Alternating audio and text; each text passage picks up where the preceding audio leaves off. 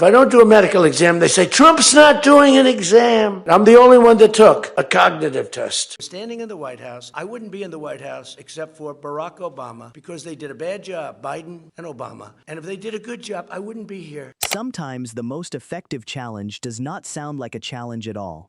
It sounds like a reflection held up to someone who has spent years telling the public how extraordinary he is.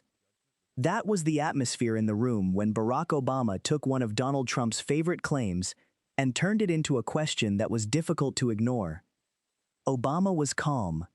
There was no shouting, no dramatic gestures, and no stack of documents being waved around.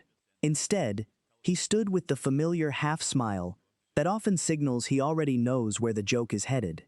He reminded the audience how often Trump had described himself as a genius, not merely intelligent or capable, but a genius, a very stable genius.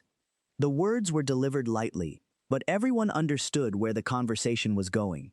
This was the moment when the joke became something more than comedy. Obama suggested that if a person spends so much time talking about IQ, memory, mental sharpness, and cognitive tests, then perhaps the public deserves more than another declaration of brilliance. Maybe it deserves an actual demonstration. No rally crowd, no supportive interviewer, no cheering audience. Just Donald Trump, a desk, a pencil, and a test broadcast for everyone to see. His second-term plan is to fire that guy.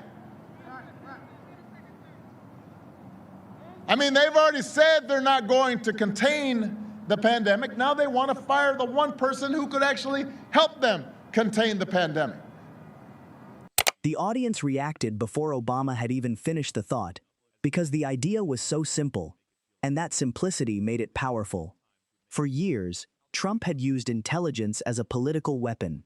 He measured opponents against it, questioned critics with it, and used it to elevate himself above anyone who challenged him. Obama turned that approach around.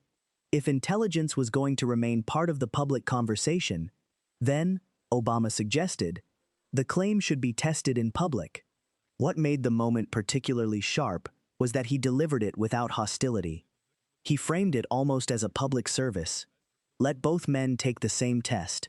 Same room, same rules, same clock.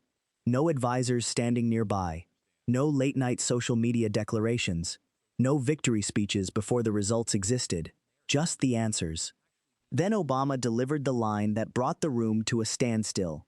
If Donald Trump truly believes he has the greatest mind in politics, he shouldn't be afraid of a question sheet. The president, when I was in there, helped me deal with Ebola and H1N1, was one of the people who was at the front lines of dealing with HIV/AIDS, one of the world's leading experts on infectious disease, one of the few people in this administration who's been taking this seriously all along. And what did he say? That sentence spread quickly. Clips appeared across social media platforms almost immediately. Supporters laughed. Critics replayed the moment repeatedly.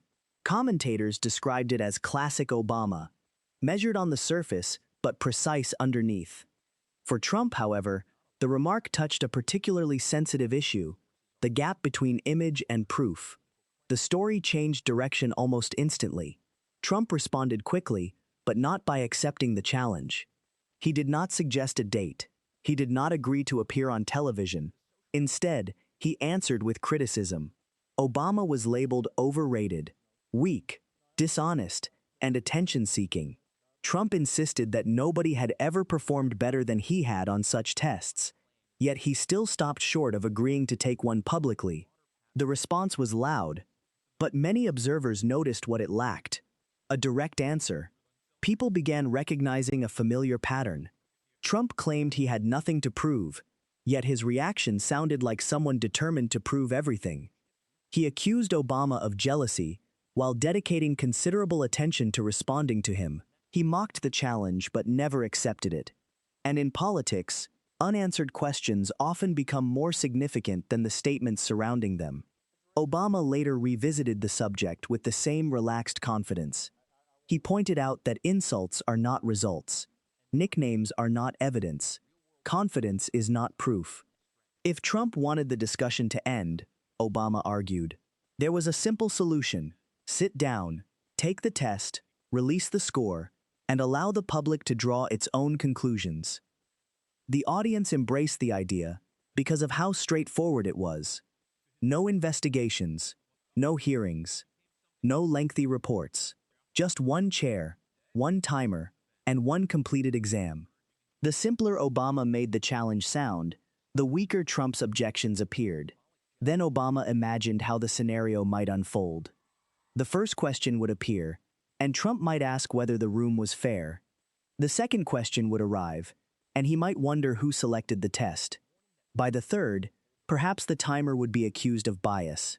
By the fourth, he might announce that many people already believed he had won. The audience laughed, but the humor carried a larger message. Obama was not suggesting that Trump needed to fail. He was suggesting that many of Trump's biggest claims existed in situations where no measurement was ever required. Largest crowds, best words, strongest mind, greatest memory. A real test would remove all of that. It would not care about branding. It would not respond to confidence. It would not be influenced by volume.